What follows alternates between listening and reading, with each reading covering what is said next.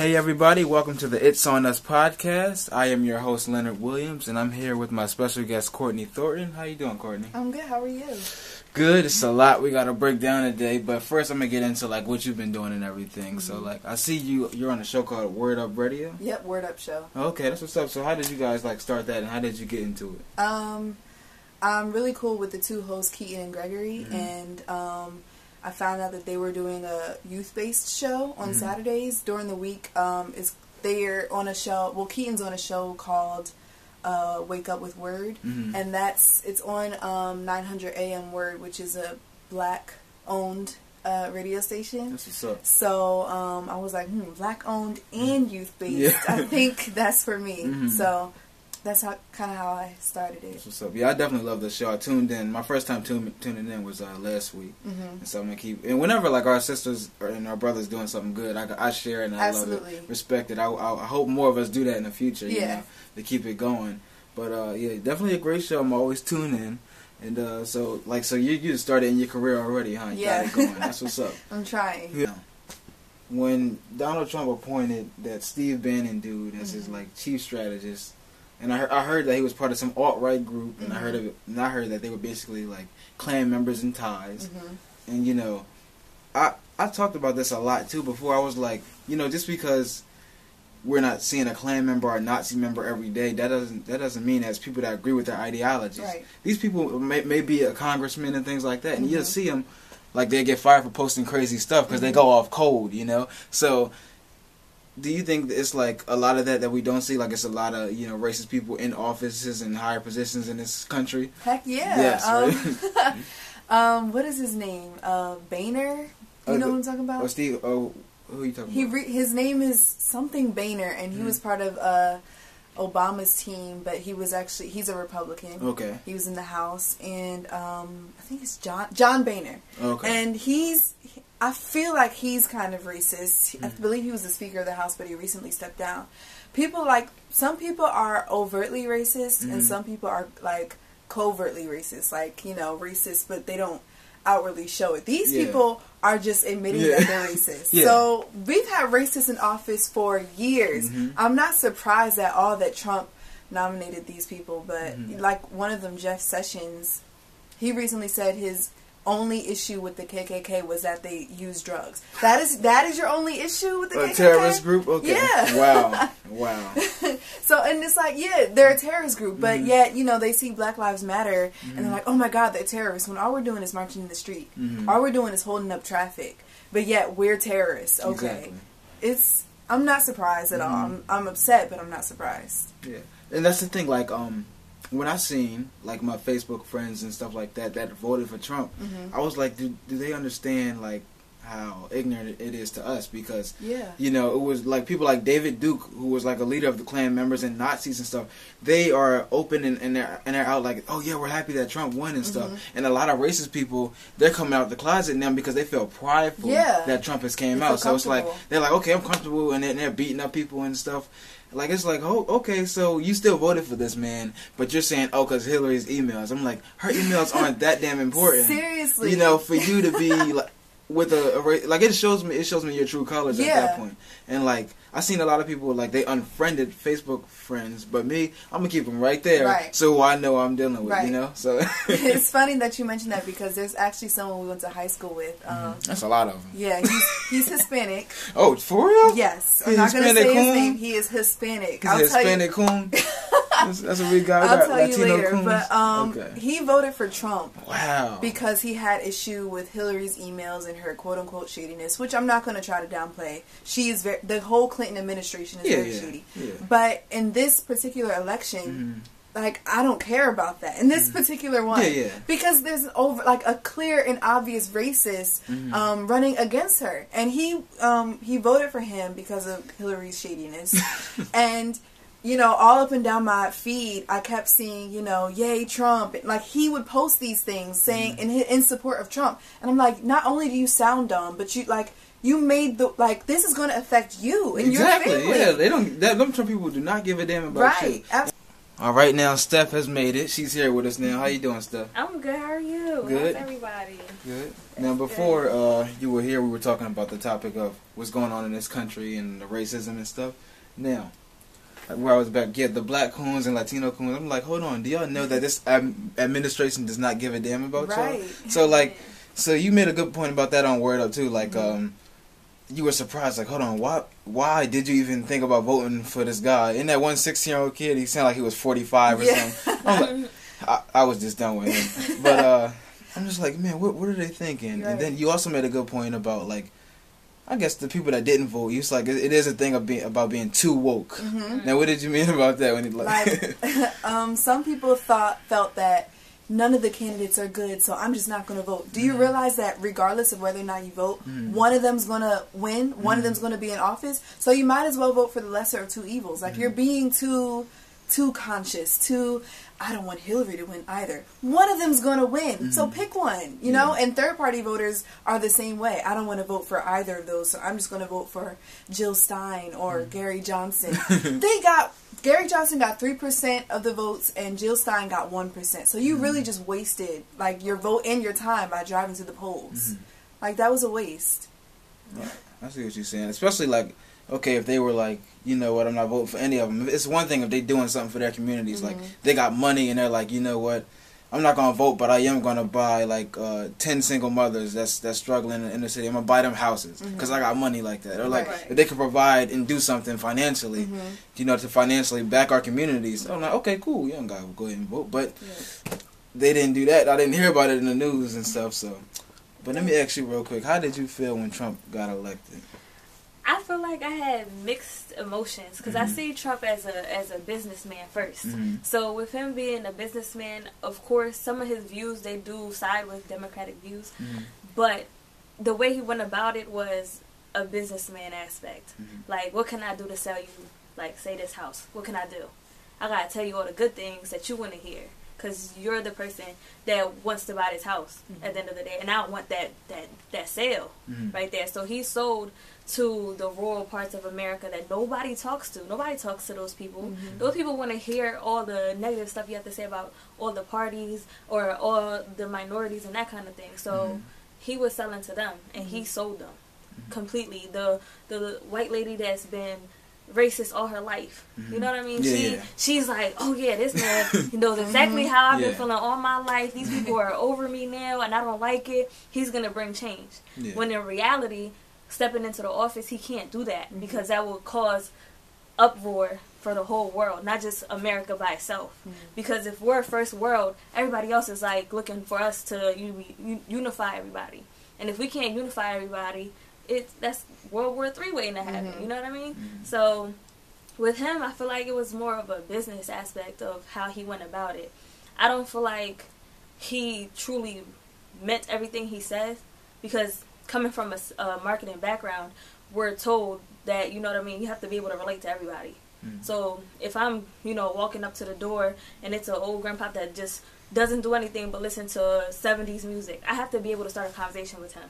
So with him, it was more so, what can I do to start a conversation with the people in rural parts? I know. Let me start racism. There it goes. And that's where it blossomed from.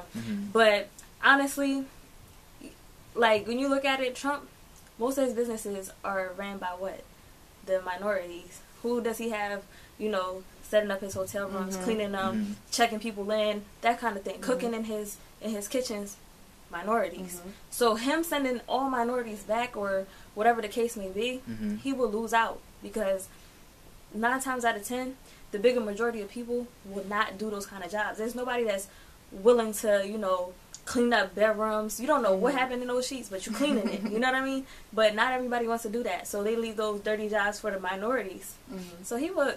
I think it was just business. Well, that's my thing. My thing with Trump is I think he became a closet racist later on down the line, like 80s and 90s when he was hanging out with Michael Jordan, Michael Jackson, and stuff like that, hiding it. But in the early days, in the 70s and 60s, with his pop, he was openly racist, like denying black people to live in his apartments and stuff like that. So I think he's always been a racist, but it was from open to closet. Now it's back to open. You know, I feel like it's like that. And plus, like later this week, he's been showing me that he's an open white supremacist because who he's been hiring in office and things like that.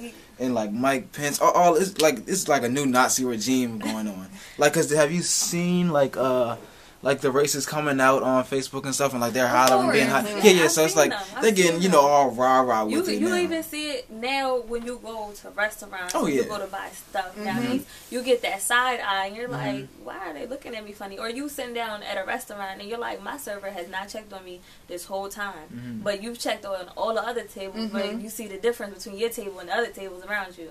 So it's visible. It's out there.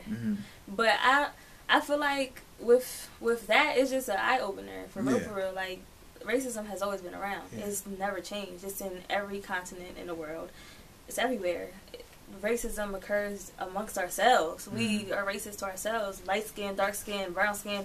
We're over here. Colors, you know what I mean? Like, so if we don't change ourselves, how can we expect white people to change? At the end of the day, we are the bigger majority to them. We're their buying power. We're their money.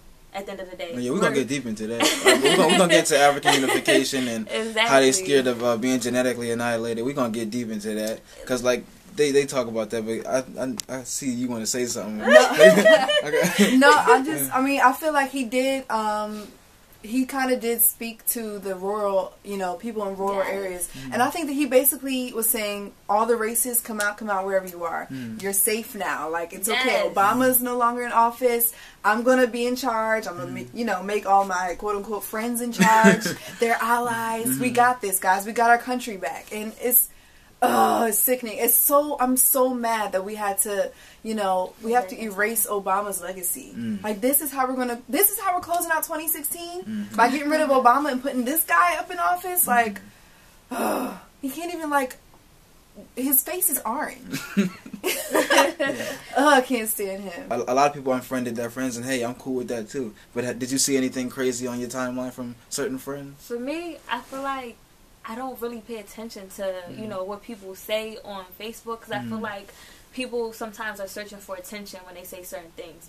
Like, say if somebody says, F all black people, like, you're saying that, but do you truly mean that? Because at the end of the day, you probably have, a black friend, and you're going to go say, hey, what's up, how's your family? So did you really mean that post, or were you just looking for likes? Because at this point, we're in a day and time where people are trying to go viral. So 9 times out of 10, people are just saying anything at this point. So I don't take it to heart, because honestly, you never know what somebody went through. That person might have, experienced their own racism from a black person, because some black people are racist towards white people. So they might have, been the reverse for them, and they're like, wow, well, everybody's right. Black people are bad. You know what I mean? Well, this is the difference between what white people say what black racism is. When they talk about black racism, they're talking about name calling. Like, okay, we'll say, like if they say Cracker, Snow Bunny, make fun of them because they're white.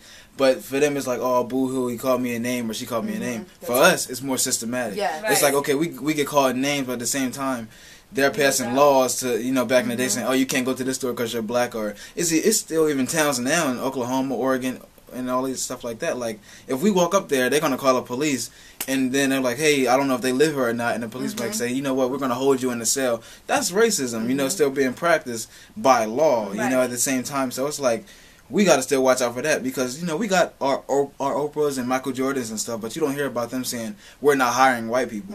They're going to hire some, and they're going to hire black people. You don't hear about Tyler. Yeah, you're not hearing about Tyler Perry saying, oh, that no white people are coming to my place, but that's happening now and in the past when it comes to white on black racism. Somebody said black oppression is like an onion. When you peel off one layer, you're gonna get another. And at first it started with slavery, then it was sharecropping, then it was disenfranchisement, then it was lynching, and every time one, we put away with one, we get another. Yes. It's never like that with white people. No matter what we do, we can't get ahead. They don't have to experience that. So black people aren't being racist to them. Name calling, I'm sure it's unacceptable, but it's not racist. Like, I know what you mean. They get so sensitive. I know exactly what you mean. Yeah, it's just like that. And the funny thing is, it's like, when you see, like, when they say, oh, yeah, we got to stop it on both sides. But I'm like, hold on. For centuries, black people have always been the ones in the front line saying, we want to just be seen as human beings. We treat every single race like human beings. We just want justice and fairness. Right. The problem is the racist people who still run things, and even the ones that's poor and trashy, they don't want to be equal with you. They want to have dominance over you. See, long as it don't matter.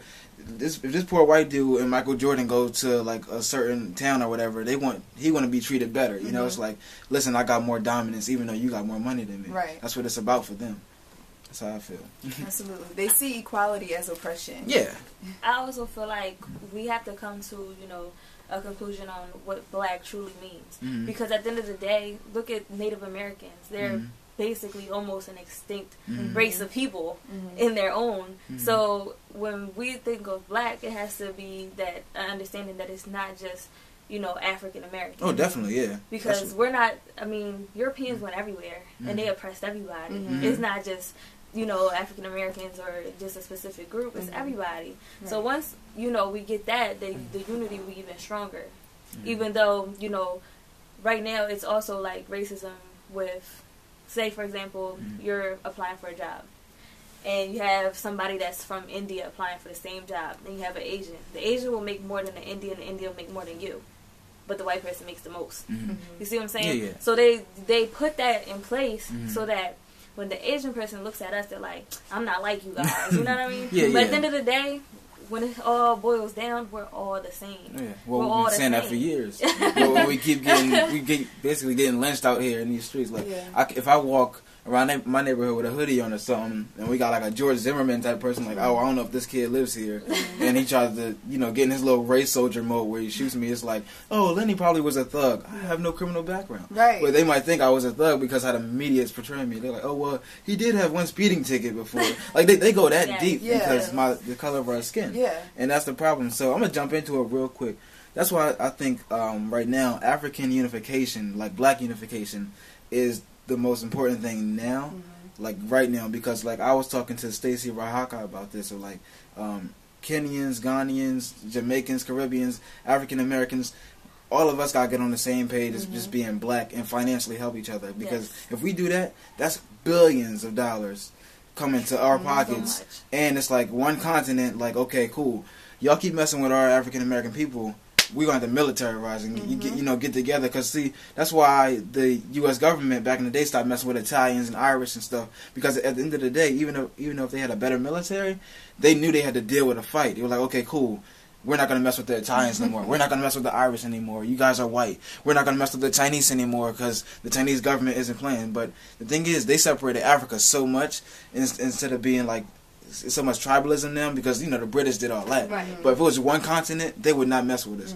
We'd be the most powerful people on the planet, and I think we got to get back to that, where we're okay, cool, you Jamaican, you Caribbean, let's trade, let's do business, let's do stuff like that, because I see you as a black person. So what do you guys think about African unification? I think it's a beautiful thing. I think, honestly, it truly is a beautiful thing, because when you think about it, if at one time, we had Black Wall Street, that could be rebuilt. Oh, yeah. Africa right now is a gold mine for businesses. So if people want to invest, this is the time.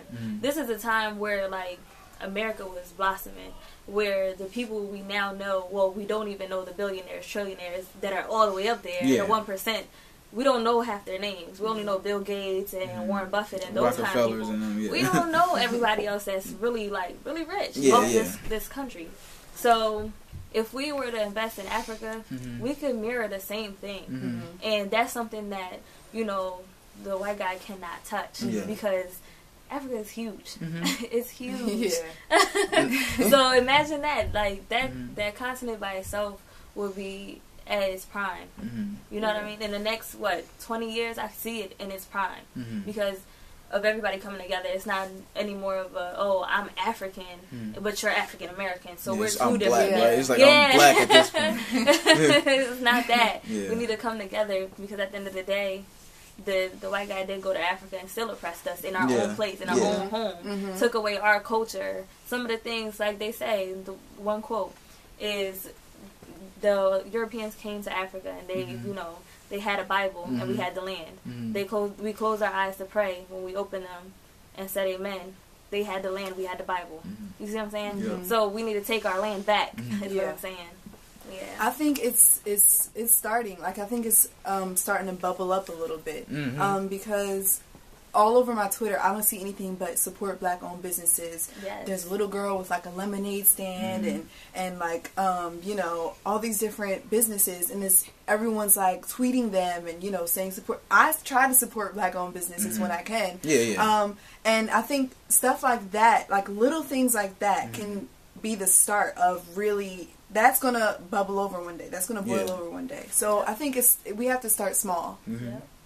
Yeah, I think we got to definitely keep that going, because, like you said, a lot of people invested into that Black-owned bank down in Atlanta and Philly and stuff like that. It's like every time something, every time exactly, you don't know about it until like something bad happened to us. Every time something bad happened to us, the more we unify. But even though that's a sad thing, but I'm glad that we're like finally unifying and things like that. And now it's like those, like, I see, like, you're right, a lot of us, no matter what country we're on, we're knowing that, hey, we're Black people, we are being oppressed, let's get together, let's get this done. Now the thing is, I know that the smart white supremacists, they hate that. That's the thing, like, they will allow an Indian man over in India to connect with an East Indian American, you know, they'll allow a Chinese man to connect with a Chinese American. But they try their best to make sure that the African man doesn't connect with the African American, because they knew how powerful it would be. Like, to them, that's dangerous to have a whole continent and to have what do you call it? Trinidad, Tobago, and Caribbeans. If we were all together, they're like, oh my goodness, that would scare them. You know, especially at this point, because before they had guns, we didn't create guns. I know, like, they did. So, but if we were strapped up at that time, we would be straight. You feel me? But that's the thing. Like, for them, it's all about military control, and that's what we gotta like look out for as people and start training our young boys and stuff. Me, like, I say my gun is God, but at the same time, like, if I'm not against somebody, you know, bearing arms, and I'm not against using my hands if some guy trying to, you know, hurt me and my sisters and stuff like that. You know, Blacks, Latinos, and Muslims, Arabics, they've been targeted, and they've been, you know, people have been throwing rocks at them, attacking them at gas stations and stuff like that. And for a while, Trump didn't say anything. So just open your eyes, like, okay, he really don't give a damn about us. I think, like, as you said, Trump doesn't say anything, and there is a lot of, you know, bullying against Muslims and Arabics. And I think it's funny that, like on social media, Azealia Banks, her account was recently shut down because she was saying some horrible, horrible stuff. But I think it's funny that white people say the same stuff all the time, yet their accounts are still there. Never. like they shut hers down, which they should have. Shut everyone else's down. They've seen worse things than she's saying. They're threatening people's lives. So things that make you go, all the time. They've been a lot of Black people on Facebook and stuff. And then I would see some crazy stuff on Facebook from other white people, and they don't do a damn thing about it. They keep their jobs still intact unless, like, we make it go viral, and then the job is like, okay, cool. They don't necessarily say we fired them. They say we put them in a different position and stuff like that. So they might still have the job, you know. And then and then Trump said, like, he's thinking about making the Black community safer. And in Trump's mind, I guess he think all Black people live in the inner city. We walk outside and get shot. And we get shot and stuff like that. And to me, he's talking about make safer. I think he's talking about, you know, getting him and Giuliani together, doing stop and frisk again, you know, targeting us. So I think it's gonna get worse when it comes to that, especially for young brothers in the inner city, because they just gonna be targeted. Like, I'm like, okay, cool, y'all outside talking, y'all in the gang, let's go. It's gonna be like that again, because, like, when he says safer, in my mind, it's not resonating with him. Absolutely not. It's not. That it doesn't make sense. Like, what do you mean safer? It's pretty much, it's already safe to an extent. So what does it mean? Are you gonna enforce military into the communities? And what are you gonna do about the Black people that live in white communities? Does that, you know, put them in danger? Are you gonna make that neighborhood safer? The funny thing is, the Black crime rate has actually dropped but they always bring up Chicago. They like Philly and stuff used to be dangerous, and everything used to be like dangerous. You know, you got knuckleheads out here killing each other because like they're just not, you know, they're not woke at all. They're in poverty, and that's understandable because how the system is. But like they always go back to Chicago. This is how black people are, Chicago. Mm-hmm. When you see an African American, Chicago. Mm-hmm. And they force that down your throat. And I'm like, okay, cool. There's a lot of us out here going to college, we're doing great things, and we're getting unified, but they don't want to show that. They don't like to promote that. And that's the sad part. Because it's like, the thing is, they'll talk about Chicago so much, but then they'll play like, you know, some crazy rapper or whatever that makes sure he get promoted talking about the most dumbest things to dumb down our people, you know. But when you got a socially conscious rapper, you know, they don't allow them to get that clout on the media. That's the funny part, right? Of course, they would never let that happen. Why would they do that? Because it's sad. That'll mean that, you know, now people have a positive outlook on black people, and they don't want that. What good is that? That means that, you know, now that people have a positive outlook, black people are getting more jobs. They're getting higher pays. They don't want that. Exactly. Equal playing field. Now, how do you guys feel about like the Stacey Dashes of the world and the Sheriff Clarkson? Because every time I feel like we make a step up, they gotta push it back. Like what happens is, like racist white people, they can use them as a platform, saying, "See, not everybody's racist. Not this whole world isn't bad. Look what Stacey Dash said. Yeah. Look what Sheriff Clarkson said. Look what this. Look, like, you know, they always find the coons, you know, to take it back." So, like, does that piss you guys off when you would see that in the news? It doesn't anymore. It used to, but at the end of the day, I think Stacey Dash really only cares about her paychecks, and she's making appearances on CNN and like different Fox News shows. Like that's all she. I don't think she genuinely feels that way. She is Dame Dash's cousin. She was good friends with Aaliyah. Like she was, you know, in Kanye West's video. Like she was, you know, very like involved in the hip hop community. Yes. There's no way she believes what she's actually believes what she's saying. I think at the end of the day, she just wants some airtime. She's married to a white man. Yeah. She's doing what she got to do. Yeah, and they're giving her talking points. Yeah. They just giving her talking points. You can tell because it never gets deeper than that. Yeah. She'll give like a certain stat or whatever, but you can tell somebody coached her on it. Yeah, she doesn't give examples. Yeah, that's it. And then she's like kind of lost and they ask her more things and she'll repeat the same thing. And it wasn't Raven going through her phase too, or is she still going through that phase? Like what's going on? She kind of still is. I mean, look at it like this. They have, $1 million checks being waved in their face. I just want you to say this.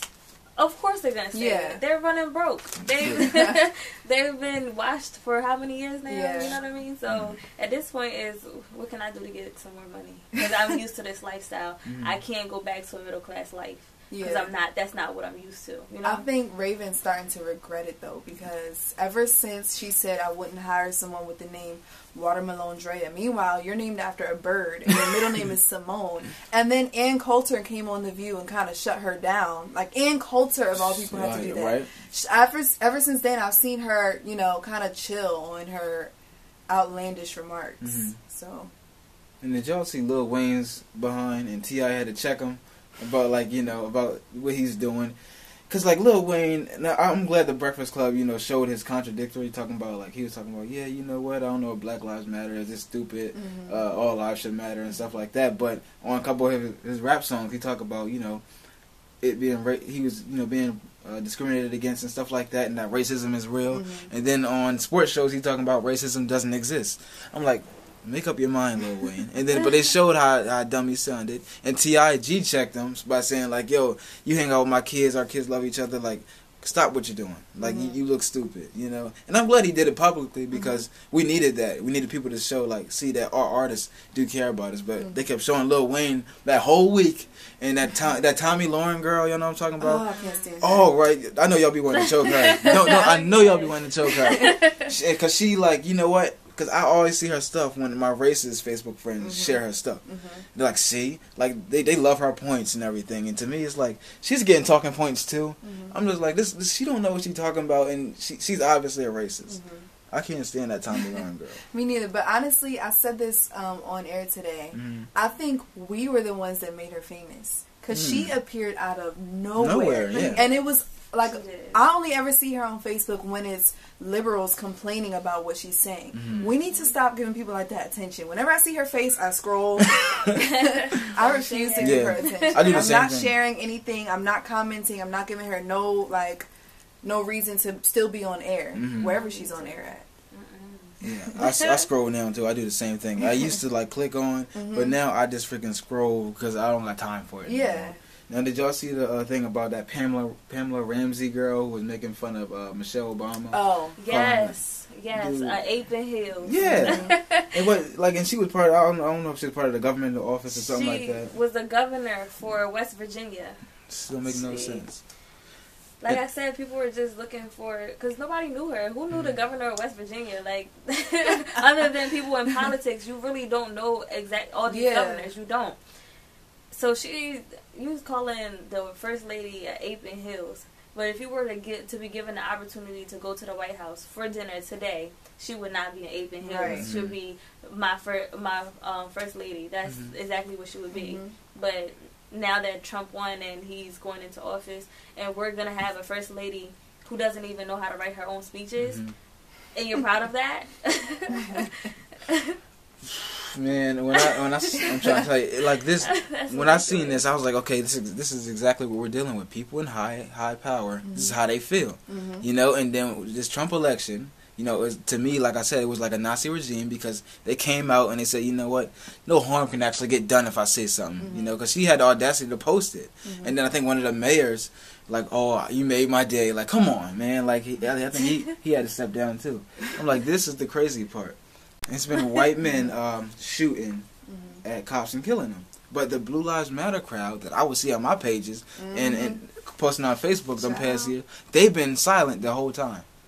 So my thing is, do blue lives only matter to you when a black person kills a cop?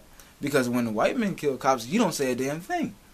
I think somebody had to be an example is what they were trying to do. Because they want to push this all lives matter, but it's not necessarily true.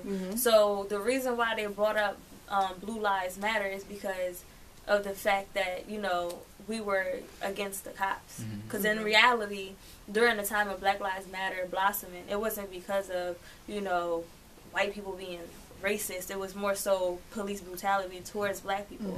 So since we had that, they needed a rebuttal because they noticed all lives matter wasn't biting. That wasn't catching with us. Like that that shut down real quick. Yeah, it shut down real quick because at the end of the day, that's when we say Black Lives Matter, it's not that we're saying that your life doesn't. It's just putting a spotlight on the fact that you don't recognize that our lives matter. It's just our lives and the rest of the world's lives don't matter if they don't look like you. That's pretty much what we're saying. Good point. And police, they take advantage of the badge because if a cop says, you know, you were doing this, it's your word against his, and he's gonna win at the end of the day because they give him, you know, that authority, that, you know, that figure. So Blue Lives Matter was just an example. Like, all right, if you could say that, then how come my husband that's a cop, his life didn't matter to you? When, you know, that's just ignorance. And like, Black Lives Matter isn't against police. It's against police brutality. And I don't think everyone realizes that. Exactly. And Blue Lives Matter, it's like, is your life blue? Like, are you a blue human being? Exactly, right? Are you an alien? You can easily take that uniform off.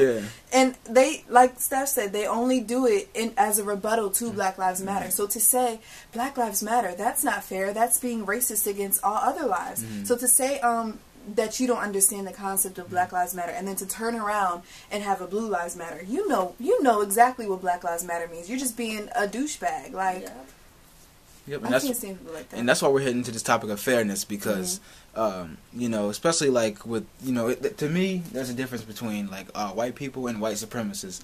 I'm focusing on the white supremacists right now because they're my problem. Now, when it comes to the white supremacist feminists, right?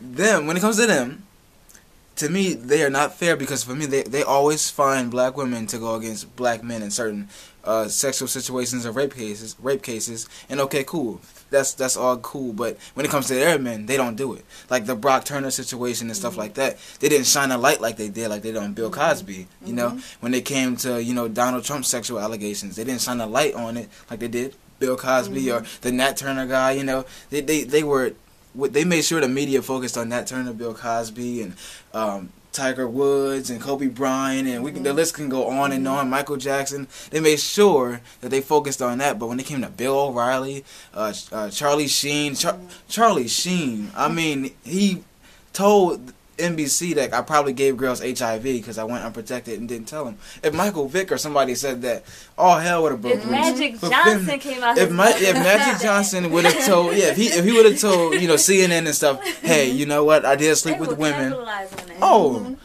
Magic Johnson would have lost all his businesses. He wouldn't be invited to no parties. Yeah, Lakers games he wouldn't be able to go. No. They would shut down Magic Johnson and his son. They would shut all of them out. But Charlie Sheen got a pass. Now, how do you feel about white supremacist feminism? Because I know you got something to say. Because when I watched the show, you wanted to break it down, but I know y'all ain't have time and everything. So. First of all, white supremacist feminism, they are the ones that elected Trump because 64% of white women voted for Trump. 64%, that's more than half. And I think white supremacist feminists, they're more important, like, they would rather a white woman get ahead than a black man. But at the same time, they're still okay with being submissive to white men. Like, it is the most confusing, like, what are you, you're not a feminist. The fact that you elected this, guy who he actually has a rape charge against him that recently got dropped. The fact that you're electing him, you still want, this is still a man's world to you. So you're not really a feminist. You just want to be, further ahead in society than black men. It's clear as day to me. How you feel about it? Because I know you've seen the things on the news, but with the Brock Turner situation there, like, my boy got 4 months in jail, and that was it. Because it was too dangerous for him. Yeah, and I hate when they use the word kid and stuff like that. This is a grown man. This is a grown man. Let's stop it, right? You made the bed, now lay in it. That's how I feel. I feel like with anything, if they could find an excuse to get out of it, that's what they do. And if they, in order to, make themselves bigger, they staple the name onto it. That's just how I feel. I feel like with all these rape allegations, especially with, the white guys getting a slap on the wrist. And then Bill Cosby has been on Instagram, on memes for the past almost a year. For stuff for stuff that we don't even know if it's actually true. You know what I mean? Yeah. So I feel like it's just the same. It's just they want to picture us to be negative. Look who fills up jails. It's us. Right. So why would they put a white man in jail for the same thing that you did? Why would they put him in there for longer? Because they deem us as animals, as, you know what I mean? Because think about it. Why would they put us behind bars? They put zoo animals behind bars. Are you an animal? Like, you know what I mean? So it's just like that. It's like they feel like the colored people are just animals. That's what they see us as. So that's what the picture that they're going to always paint. Yeah, and it's funny how, like, Phil Collins, that's the dad from Seventh Heaven, that show is still on air. They're still showing reruns of that. But Bill Cosby, the Cosby Show is off Little air. Bill? Little Bill's off the air? Yeah. They Stop. Listen, because, I got all them little kids upstairs, my little brothers and stuff. We watched Little Bill. We did watch Little Bill. Little Bill did not play on Nick Jr. no more. What about A Different World? I didn't see that on TV One. I didn't, like, it probably was still on, but like I don't remember seeing it for a while. But Little Bill, they targeted Little Bill. He's not on the air. We gotta go on YouTube to watch Little Bill. Now I know the Cosby Show is gonna return to BET soon, but hopefully they bring Little Bill back to Nick Jr. But for real, you gonna a cartoon? Yeah, and then like you're right, they shouldn't have did that for the Cosby Show either. And my thing is, with the Phil Collins guy. Dude, we talking about kids now, and that's what the thing. The feminists, they didn't come out the woodwork. Like we talking about kids now at this point. Like, really? And then the Subway guy, they didn't. The media, like, they make sure they sweep it under the rug. They'll talk about it one time, but that's it. But with us, we're the poster boys every 5 seconds. But this is our opportunity to use our modern day technology to push it, because at the end of the day, they're not going to do it, because at the end of the day, their dads, their grandpops pay for these stations to be on. So why would they do that? Right. If I have, say for example, I was an elderly white lady and I paid for CNN. I own a share of CNN. They're true. Not, and they post something about my great grandson. If I call them and tell them you need to take that down, or I'm taking my money away, they're gonna take that down, because they're not trying to lose the $1 billion that I put into the company, the 2, 3, 4 billion. They don't want to lose the money at the end of the day, so they're not gonna try to suppress their own. Yeah, that makes sense. At the end of the day. And like, I remember I took an African American history class. Nothing scares white people more than black men, especially black men who are accused of rape or anything like that. That's exactly why Emmett Till got lynched. Yeah. Because he allegedly whistled. He didn't even touch her. He whistled allegedly at a white woman. So nothing strikes fear in white people more than black men, raping or claiming, like, allegedly raping or anything. They don't take that lightly. No. Yeah, and that's the thing. That's why we're on the topic of fairness right now, because, like, I've seen a lot. There's a lot of funny things, like, where you can go back and forth, because last year, like, I seen a lot of white dudes post how Cosby was an asshole. He said, Ray Rice is a dickhead and stuff like that. And, they got a right to talk about Ray Rice and stuff, but my thing is, be fair. I would have assumed they would have said the same thing about Brock Turner. It's Charlie Sheen and stuff like that. And Bill O'Reilly, who whipped on his wife, beat her up. So, like, it's like, be fair. If we find out something, share that news and be fair with it. But they're never fair with it. They only got a problem, like you said, when it comes to us, when it comes to black men. And it's like, okay, cool, I see where you at. And then with the whole Dylan Roof situation, they ain't say a word. I'm talking about, we seen it on the media, obviously, because they had to talk about it, because that was a modern-day lynching. But I'm talking about my little white racist Facebook. They're not my friends. The little whites, my little mutual connections or whatever. I say that. They didn't say a word about Dylan Roof. They didn't say, oh, this is sad. They didn't say anything. But, like, whenever something went down with Mike Brown or whatever, oh, stop rioting. Colin Kaepernick, stop taking a knee.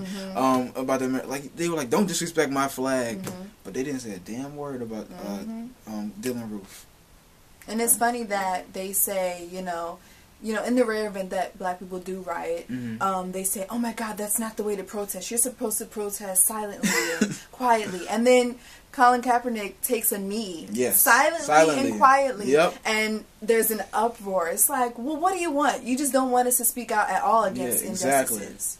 That's why they wanted to be like the 50s again. Yeah. They love the 50s. Whenever you see like an old white man or even some young white boys that are like that are acting like their grandfathers, they say, I wish it was like the 50s, because they knew that we were like, at that time we were just focused with us. We had our business and everything. Even when things did happen to us, we were quiet about it and we tried to strategize and everything. But like in the 60s and stuff, we started getting serious, because after the Rosa Parks situation in the 50s and the Emmett Till situation, we were like, y'all going a little too far now. Yeah. Now we got to start speaking up, because y'all doing a little too much. Because at first it was like, okay, y'all lynching people and everything, and we trying to strategize. We're moving up to the north. We're getting away from y'all. We're going to separate ourselves, focus on us. But now y'all just killing our kids. Right. And doing like, y'all, it was just too much. So they wanted to be like the 50s again. And to me, I think they wanted to be like 1860 something or 1850 something. Because I feel like if slavery came back or whatever, you have some coons saying, yeah, I want to go back with Massa. Then you have some white people like, let's round them up, and I feel like, that's the state we're in now. Yeah. How do you think this next 4 years is going to go down for America? So first break it down to what we need to do as black people, and then talk about like what's going to go on in this country. Like, what do you predict is going to go on? And you can take your time with it. I really don't know what to predict, because the student loan plan sounds really good.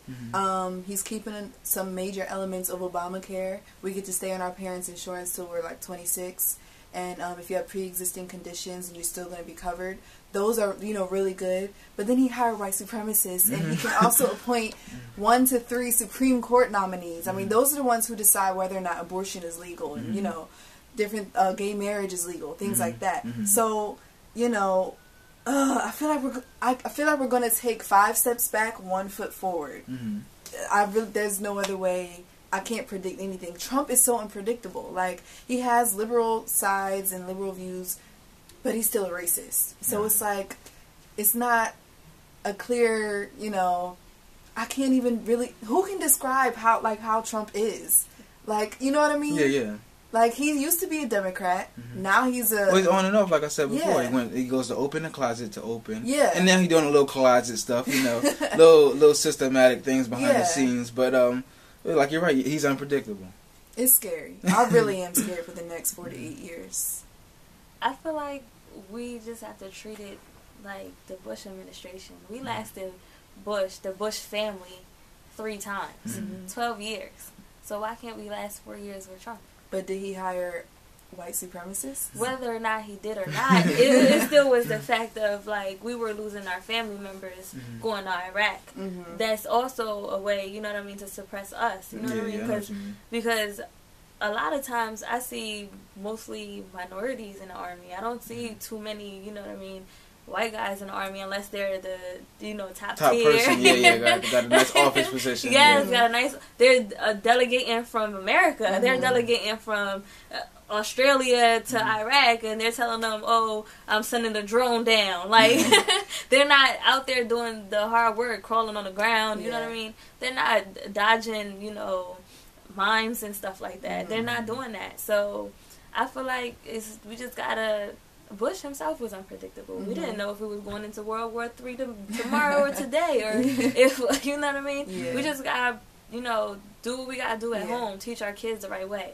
Because at the end of the day, this is the point where teachers are gonna use this opportunity to feed kids the crap.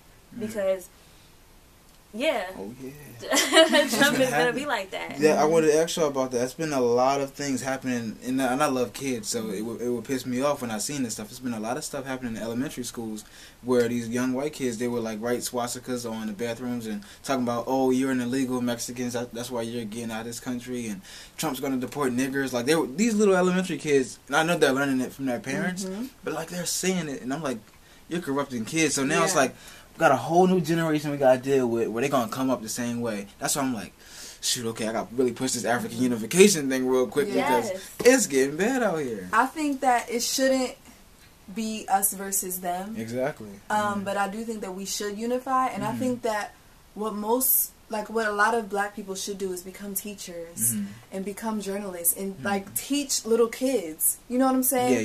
Whatever they're learning at home. Like I remember, when I was younger, I used to consider myself a conservative because my grandfather was. Like I wasn't thinking, and then once I got to college, that's when I started thinking for myself. That's when I started really learning about history and how, you know, nothing has changed since back then. So I think that education is what's important, and it was a black professor that really taught me. I took a Malcolm X history course. The class was called Malcolm X, and that's when I was like, yo, like this woke. That was it's like a light bulb, right? It's like, I woke up in college too. I had a ethnic in the minorities class, and she was a cool white lady. And she broke things down, and like you could tell she was real fair-minded. And so like I learned a lot in that class, and then I learned a lot, you know, by me just studying on my own too. Because I remember one time she broke something down real heavy to me. When I broke something down heavy to her, and she was like, "Wow, Lenny, you're right." What I said, you know, as soon as a Mexican come over here, or whatever. Like, you know, people get real uptight and stuff like that. Racist white people, they get real uptight. Like, oh, they're probably illegal and stuff like that. But how come a Canadian can come over with no problem and probably live here for like 80 years and you'll never know that they're illegal? And I said, is that because of race? And she's like, Lenny, you make a great point. And then she said, I believe it is because of race. And I'm like, see, that's the thing. I'm like, this country is just founded and based on racism. But I don't see why they could do that, because this country wasn't theirs to begin with. Exactly. We all, you know, came here from somewhere. So if they're talking deportation and all that kind of stuff, then we all got to leave together and leave the Native Americans here by themselves. But also, like, for me, I just need a fair warning for all parents. Just be careful, you know, who teaching your kids, because from personal experience, I have younger siblings. One of my younger brothers, they came home from school and they're saying, oh, my teacher told me that Muslims are bad. They're terrible. They're going to hurt me. I can't stand next to somebody with a headscarf on their head, and etc. So I'm like, oh yeah. So I'm talking to my younger sibling, you know, just telling them like, okay, this is a teaching moment. I can be Muslim. Does that mean I'm bad? You know me, right? So he's like, oh, yeah, no, you're not bad because I know you're my sister. Why would you ever be bad? So I'm like, okay, so because I'm Muslim does not make me bad. People are bad by choice. Just like your teacher is bad for telling you that, because she doesn't know them. She doesn't know what they're about. She doesn't know what the religion is truly about unless you read the Quran. You know what I mean? And study the language and study the history. You wouldn't know. So did you go to the school? I haven't yet. Somebody need to go to that school. I haven't paid her a visit yet. I have a really busy title what schedule. What school is this? It's, what is that school called? What is it, Thurgood Marshall? Yep, Thurgood Marshall Elementary School. But when he came home and told me that, and it was just around elections, and he was like, that's why we need to vote for Trump. So I was like, what? But she gonna, if you come to the school, she gonna lie and say she ain't say that. That's what they see, because they getting open. A lot of teachers they going crazy now. But see, the thing is, what they don't understand is, you know, for us, you can sue somebody off of that and really capitalize on the school district off of that, because it's like, is this the type of people that you're hiring to teach the kids? The kids don't know racism. Exactly. From day one, they don't know that. They don't know that, you know, just because you're lighter than me, that, you know, we're different. They don't know that until they go to school. And the teacher tells them, this is brown and this is white and this is why you guys are different. And at that point, that's when they come home like, oh yeah, mommy, he's white. You know what I mean? So you just gotta, you know, teach your kids to love everybody and just watch out for what the teacher is saying and what's being taught in their history classes, because sometimes it could be bad. And then bullying starts because now my teacher told me that you're bad, so I gotta bully you. But the little Muslim kid, she doesn't know that, you know, you're bullying her because of what she has on, or she's going home telling her mom that she can't wear her headscarf or her hijab, for, you know, better words. She can't wear her hijab because, you know, they're bullying me at school and they said that I'm a bad person because I have my hijab on. That's not true. So gotta just be careful. You need to have your little brother record the teacher saying that and then send that recording to like CNN or something. I can't believe the teacher, like, you can't, you're not supposed to be like, teaching is supposed to be, you're supposed to teach me facts. What facts do you have that a Muslim is a bad person? You know what I mean? That's a religion. Being Muslim is a religion. It's like saying you're Christian, you're bad. See, that's the thing. They're talking about Arabic people. And you can easily say Christians are bad people because the Ku Klux Klan are quote unquote Christians. Trump is a quote unquote Christian. So I guess, are Christians evil too? I feel like all religion has good and bad in it, but, and it says that in all books. Even Buddhism has, you know, statements where they say that there are good and bad people. So you just have to, you know, come to terms with that as people and stop saying that it's just one religion or it's just, you know, today it's Jewish people are bad and then tomorrow it's, you know, Buddhism is terrible. They're not at peace. They're not peaceful people at all. Or Hinduism is terrible, or, you know what I mean? You just gotta come to terms with it and just say there is peace, there's good and bad in everything, yin and yang. And the thing is, like you said, the reason that's happening is because they're using race, though. That's the thing, and for them, they like to use code words. So when they say, oh, you know, Black Lives Matter, people are bad, they're talking about all black people. When they say the Muslims are corrupted, that blow you up or something, they're talking about Arabic people. Like they got code words, you know, and that's the thing. And I like to use code words too, since they want to use them. So the thing is, like, what I think. But like, you know, a police officer that's killing based on race and that's probably got Klan ideologies and Nazi ideologies, he's probably a race soldier. So if he's killing black people just to kill them, he's a race soldier. A police officer that's raping women because of his authority, he's a rapist. He's not a police officer. So to me, I don't even call him police officers or cops at that point. I use them by that term, like race soldier, rapist, or if he's using his job to sell drugs, he's a drug dealer. You know, just things like that.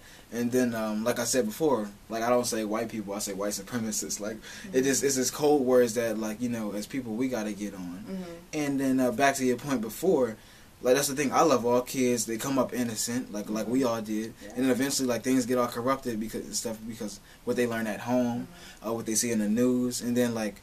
And what you said before, I don't even want to separate our kids by race and stuff like that. I just want to make sure that we get a nice history thing going and a financial backing going. Like, I pay attention to what the East Indian people do, what the Koreans do and stuff like that, how they got their Chinatowns. The East Indian people got a whole bunch of grocery stores and restaurants. And for the most part, a lot of them don't go out to vote because they know economically they're going to be okay because they're going to still buy from each other. And people are going to come in their stores. My thing is, it's like, okay, cool. If I know this Haitian dude that got a store down the block, I'm always going to him. I'm always talking to him. My kids know him. We all cool with each other. We all know this Jamaican dude. We all know this Kenyan dude. It's like, That's powerful right there. We got to set it up like that. Now the thing is, that's not being racist. We're just getting culturally connected. We're knowing each other. We're loving each other, and that's how we're playing the game. We're playing the game like everybody else.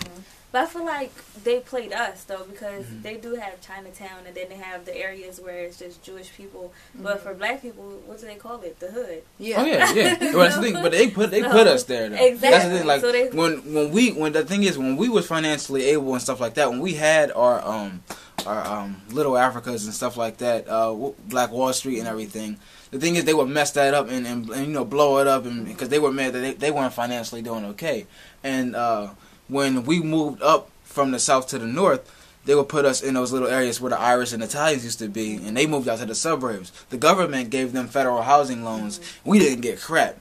They said, listen, live in where they used to live at, this little poor area, and we'll give you like a little factory job. You won't make as much as this other guy, but you can get this factory job right here, and you can stay in this little area, you and your family. But we gonna move out to the suburbs in this nice place, clean water and everything else. So it's like, yeah, we got sanction in there. That's why I'm saying, like, when we unify and everything, we got to start building up again. Right. Yes, building our own little towns, our own little streets, bring the culture back, because they killed our culture. Even African culture has been killed. Half the stuff that's going on in modern day Africa is not true culture for what it was way back before Europeans came there. We don't know what that was. I see them Africans over there worshiping that blonde hair, blue eyed Jesus. I see him over there.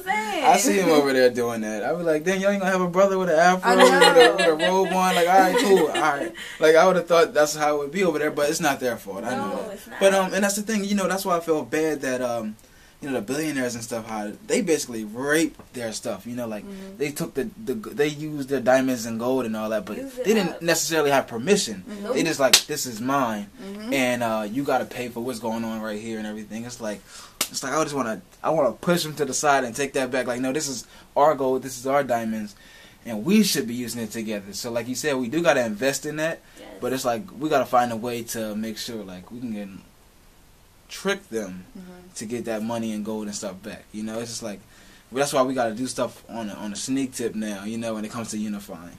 We don't even have to do it on a sneak tip. It's just a matter of, we got to utilize our black-owned banks, utilize that kind of stuff. We don't, because the thing is, as long as they don't try to jeopardize it, I'm straight, because they'll find a coon and mess something up real quick. They can try the only way a coon gonna try to mess it up is to capitalize for themselves, and that's when you're selfish. That's when you think for self, but at the end of the day, when you think for self, you fail, because at the end of the day, you're gonna have a spur of, stardom and money, and then it's gonna die, because it's not residual. It's not like you're building respectful relationships with these people. They're gonna get what they want to be going. Stacey Dash, Trump won. Okay, when he gets out of office, who are you?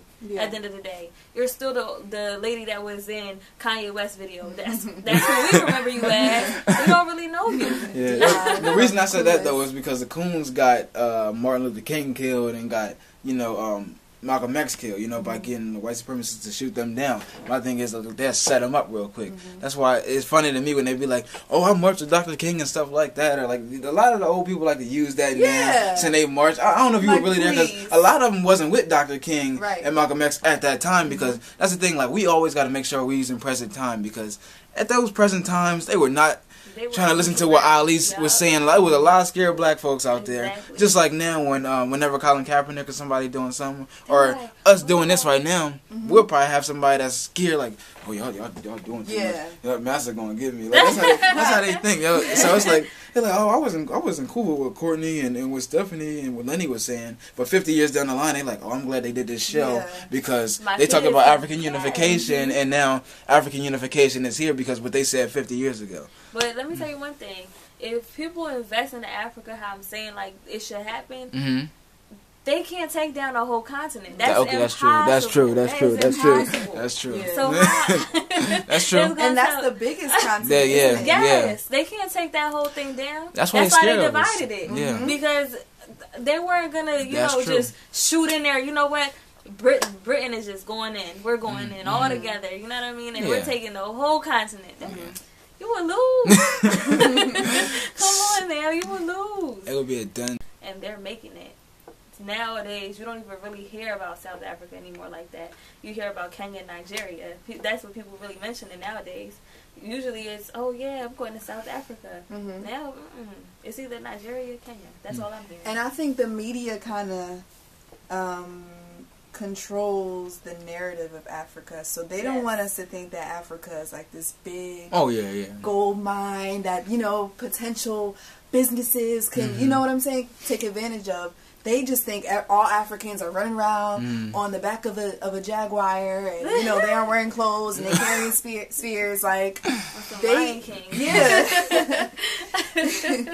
But, so they paint this picture of what all of Africa is that one way. Like they don't tell you, oh, there's many countries in there. You know, this country. I remember I saw a picture of, I think it was a city in Kenya, and it looked like New York.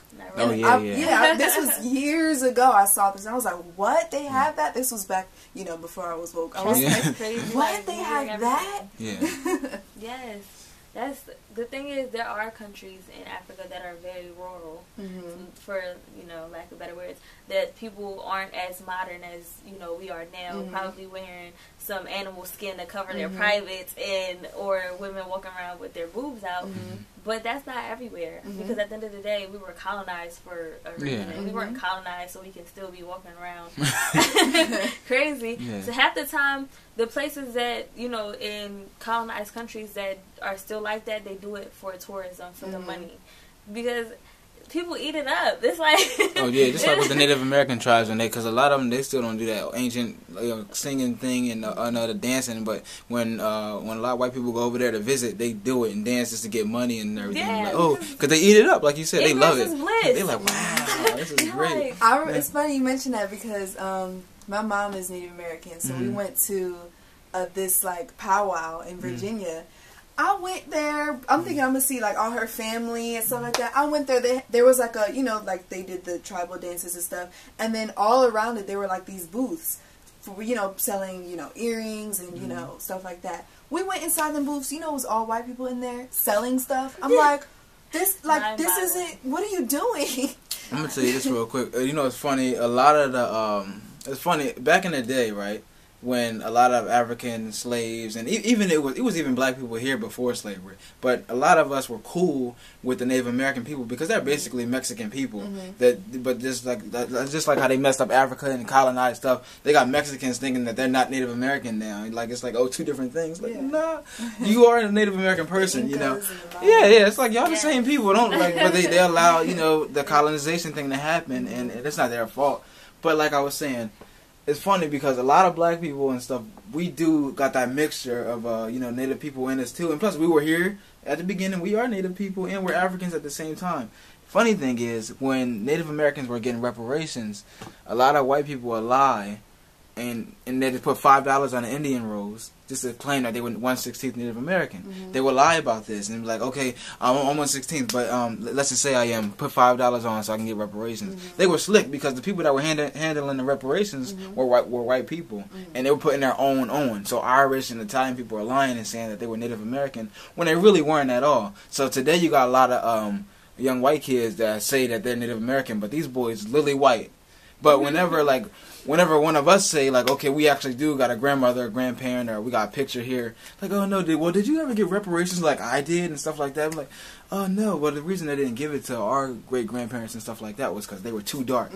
They would say, oh, no, you're too dark to be a Native American. See, you see this lily white guy right here? He's Native American, not you. A Native American, we kind of flipped the script because what happened was, back in the day when they had paintings of Native Americans and stuff, they looked just like me and you. I'm talking about, like, they have certain different features, like Mexican features or whatever like that, phenotypes, but they look just like us, had the afros and stuff. Look at the Washington Redskins, the face mask thing. That looked like me with a damn wig on. I'm like, it's just like, but then when the reparation stuff came in, they started painting them differently. That's what happened. So I'm just like, these people that you're going to see that saying that they Native American, remember the story that I told y'all? You can look it up too. They don't know their true history. because they got a history of lying and copying, just like Melania Trump copying Michelle Obama's speech. Melania Trump got the same speech about her husband for the past umpteen years. How he's been a great person and does no wrong. And she says the same exact thing. So we're going to have one speech for the whole 4 years of her. I don't respect her at Can you all. imagine if Michelle Obama had pictures like she did back in the day or something? Right? They would be killing her. Oh, my God. She would have been dragged. Right. Obama probably wouldn't have won office. Man, if Obama had all these different kids by different women like Trump do, they'd be like, oh, if see? he raped one of his wives.